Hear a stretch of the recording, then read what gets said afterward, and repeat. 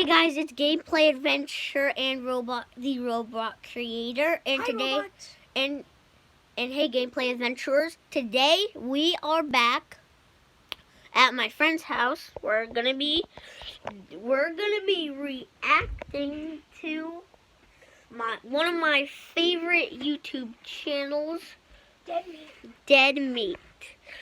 And you might have watched Robot Creator's reaction of the Halloween 2. We're doing Dead Meat with Uncle Sam, the kill count. It was made in 1996. Yeah, and if you didn't see the other one yet, please go to my vlog and go see that other one. And go to Robot Creator's channel to subscribe and like the video, hit notifications, and comment down below if you want more kill counts. So let's get into it. I want 186,000 subscribers. Let's go for 1,000 likes on this video. And subscribe. If you don't subscribe, you will fall. If you have a bunk bed and you sleep on the top, you will fall off the bunk bed.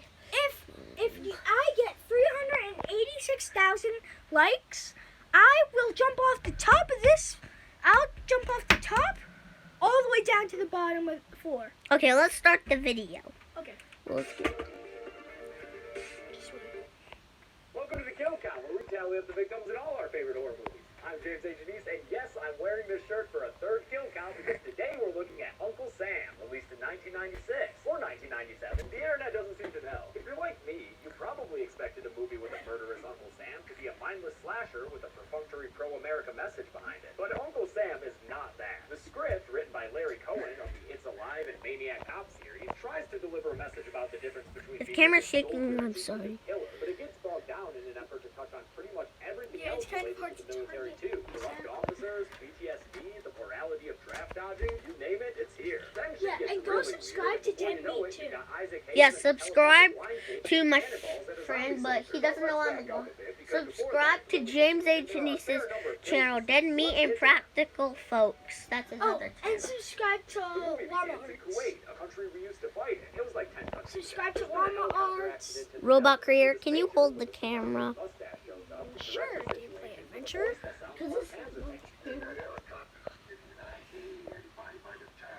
Sergeant Sillyface looks at the trash and finds 2 dead bodies in there that we can go ahead and kick off our count with. Apparently, this chopper was shot down by friendly fire, and even though the major's all like, "Hey, shit happens," that's not good enough for Master Sergeant Sam Harper, whose body they find in the front seat of the chopper. Because Sam opens his eyes, reaches out, and twists the other sergeant's head around in an excellent lightning strike kill to keep the count going. Sam takes the sergeant's firearm and shoots through the guy's body. Now that's great, actually. That's a great kill. Looking to get court-martialed, but Sam don't care. He's full of spite about the accident. Don't be afraid. It's only friendly fire. Guys? Question mark? I mean, he does, but he'll be back as a zombie. But still, let's throw him on the count anyway. Keep that shit going. Cue the title card. Hell yeah, these opening credits. I love patriotic imagery backed by John Philip Sousa. Seriously though, this old footage of Times Square and other historical stuff is actually pretty cool. Plus, I like Ike. Then we jump to the town of Twin Rivers in the state of USA. Okay, I'm gonna try. Bad words, you probably want to cover your children's ears. We'll try to edit that out, okay? Yeah. We'll edit that out. We'll try. We don't know how to edit things out. All we I know know. how to edit stuff. Guess what? I've added my own music to my openings. Your finger's in the way. I know. Ugh. It's a finger. Look at the corner of the screen. They can't see the video. Okay. Robot Creators. You probably can't even make. You can probably make robots out of blood.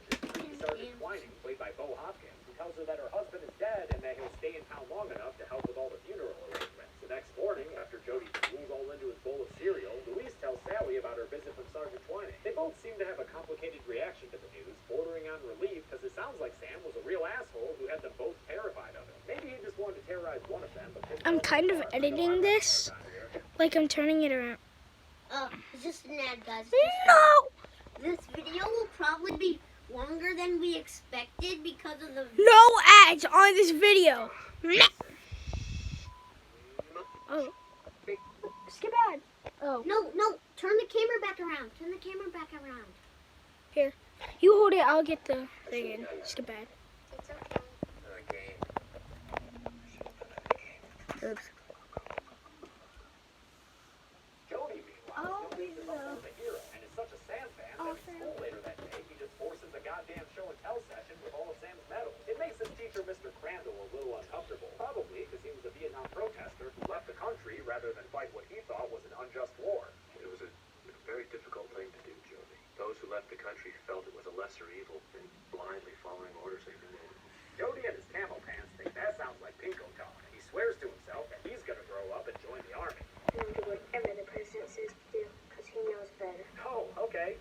Sure. Yeah, I mean, I guess that's chain of command. It just sounds a little scary when you hear it like that. He repeats that pledge to join the service to Sergeant Twining when he gets home, where his Uncle Sam's body has been delivered for, funeral stuff. On his way out, Twining takes the opportunity to get just a tad too handsy with Sally, and later that night, in his Apocalypse Now-themed hotel room, we hear him on the phone confirming that he's a nasty boy. I ain't gonna get a little piece of that Did I extra really while see he's this here. Shit, he even says that No, we the reason he didn't. took this job is so he could get a bunch of widow trim. Dude's a total I sleazebag. saw this a lot of times because this is one of my favorites. Played by Isaac Hayes and is introduced with the best first line ever. Deli. 2-minute roll. Why would there be a deli in Whereas the middle of Twining the is city? suffering from freak I don't know. got a legit case of Those are survivor's towns guilt and since he was the only Delis one are in like the squad to make it home alive. delis are like meat shops. Sally has her beau Ralph over for Oh, dinner get and it, lack get of it. kisses. There's Ralph also depicted this as a sleaze. guy He's is a lawyer being dead celebrating a recent meat, courtroom victory and where he deli is a defended some meat tax shop. shelters. Get it? Well, I'm not sure what a deli is. I think it's This where might you be get the only movie I've ever seen with a message of, hey, make sure you pay the IRS your fair share. That night, Jody wears an amazing fucking dinosaur shirt. And that's all I wanted to say. I don't really need to talk about the scene. But I did need to mention that dinosaur shirt. The next day, Jed comes over to the closed casket did wake need and to mention that apologizes for encouraging Sam to join the army. He strikes up a convo with Jody about his wooden leg that he got after a landmine messed him up in Korea, but assures the little kid that, hey, don't worry, the dick still work, right? All those other parts made it back just fine. Jody mentions that he wants to join the service, and Jed fucking loses it, yelling about how things ain't like the old Nazi fighting days. When we knew who and what we were fighting for, Jody claps back with a patriotic fervor, arguing that everyone's got to die someday, and the army needs people to fight, so fuck it, Jed's like, shit, kid, you're a real piece of work, and they talk about how heroism doesn't just mean killing people. That night, when the clock strikes 4th of July clock, Sam awakens inside his coffin. Apparently, The first appearance of Uncle Sam as a zombie. off on the list of ways to be offensive. Let's see, you got a spray-painted swastika, a celebration of the Texas v. Johnson decision, and some pretty straightforward gravesite desecration. It's enough to get Sam up and running to defend America's honor, but not before sneaking into Jody's room and grabbing all of his medals to pin to his burnt, leathery flesh. Wouldn't want to be walking around looking like a fresh recruit zombie. Gameplay Adventures mom just came in. Yeah, my mom. Mrs. Gameplay Adventures just came in. After this unlikely act of voyeurism, Willie makes a second story getaway. Mr. Gameplay Adventure is in Canada. I'll be with my mom for a whole week. So then, yeah, because every November she. Oh yeah. And my favorite book series is Goosebumps. The sixth kill of the movie. My favorite Robot series is Goosebumps. Robot creator, I would need you to hold the camera because you're the director. Covered in red, white, blue paint, and also suffering from a compound fracture in his leg. In a very patient kill, Sam buries Rick to death by shoveling dirt on him, slowly but sedulously, until nothing but his hand is above ground. He finishes the kill with another weird one-liner. One of Rick's friends, some guy named Fleet, that a typo, comes back to see why Rick's lizard training is taking so long, and fails to notice Sam with his passive perception, so he winds up with a flagpole halyard around his neck, which, yes, is a term I learned writing the script, because learning is fun. Sam feels a bit naughty, so he runs clean